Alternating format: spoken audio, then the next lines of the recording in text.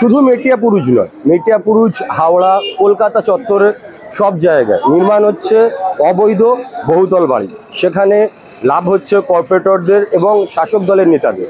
তার ক্ষতিপূরণ দিতে হচ্ছে সাধারণ মানুষের।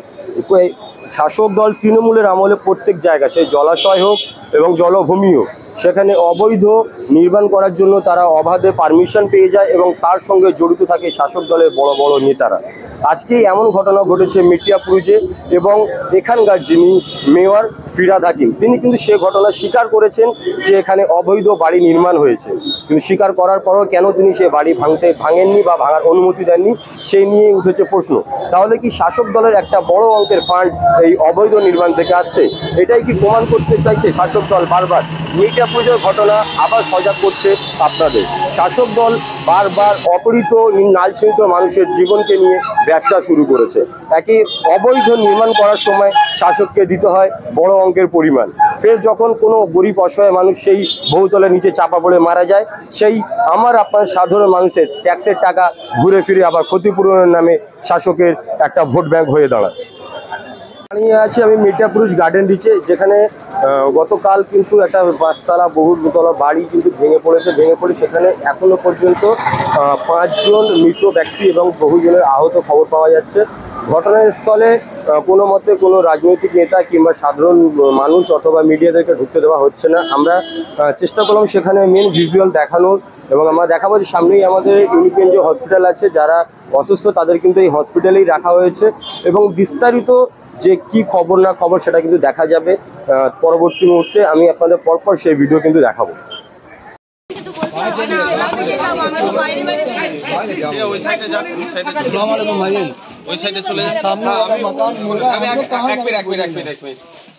দেখেন আমি বাংলায় বলি, সুবিধা হবে। আমি কিন্তু এখানে রাজনীতি করতে আসিনি, কোন দল না দল নয়। আমি এসেছি আমার ভাই ক্ষতিগ্রস্ত হচ্ছে রমজান মাস, যাতে যাদের সমস্যা হয়েছে সমাধান হয়। আগামী দিনে এই ধরনের কারো গরিবের মাথায় না ছাদ পড়ে যায় ভেঙে, ওই জন্য আছে। আমাদের যে ঘরটা ভাঙা হয়েছে, আচ্ছা এবার হচ্ছে আপনারা ঠান্ডা মাথায় বলুন এবার কি হয়েছে।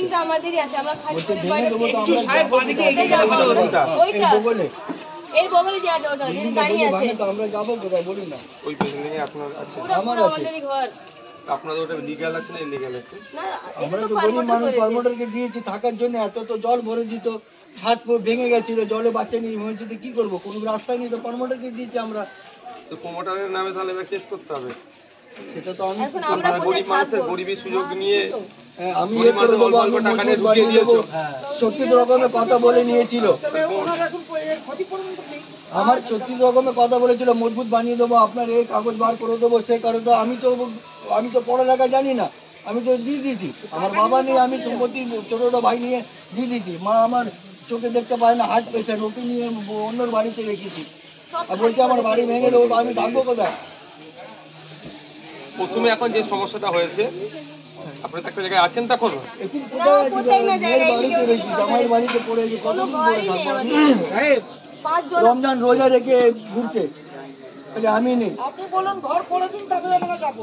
আপনার একটা জিনিস যে বিল্ডিংটা পড়েছে পুরো আমার ঘরটা ভাঙা, ঠিক আছে, আমিও থাকতে পারি, আমার বউকে নিয়ে শ্বশুর বাড়িতে এখানে যারাদের ঘরটা ভেঙেছে, ঘরটা ভেঙে কারো করে ঘরে পড়েছে, তাদের জন্য তাদের রেস্কিউ সেন্টারে বা কোনো জায়গায় তাদের রাখারও কোনো ব্যবস্থা হয় সরকার থেকে? তো আমরা তো কিছু জানি না, খালি বলছে আপনার ভেঙে দেবো, এরকম কোনো আমাদের হয়নি। আমরা শুনলাম দিয়েছে কি বলে আপনারা কি করবেন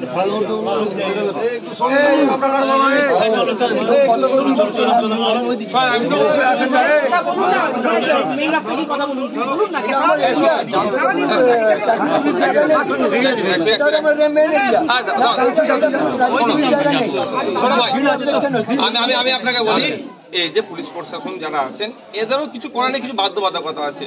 আমরা অনেক সময় রাগ দেখাই, কিন্তু এটা সে শাকের করা দুবাই পক্ষের।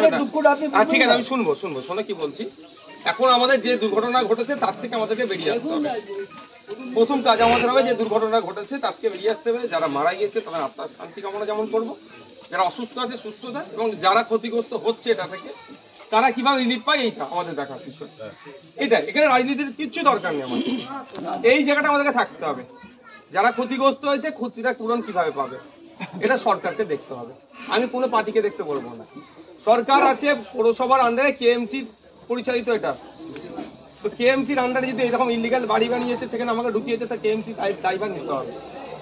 কোন পার্টি কেএমসি চালাচ্ছে আমার দেখার দরকার নেই, কোনো রাজনীতির কথা এখানে নয়, ঠিক আছে। এবার হচ্ছে প্রথম কথা হচ্ছে আমাদেরকে এটা রেস্কিউ হচ্ছে, এখানে পরিষ্কার পরিচ্ছন্ন হচ্ছে,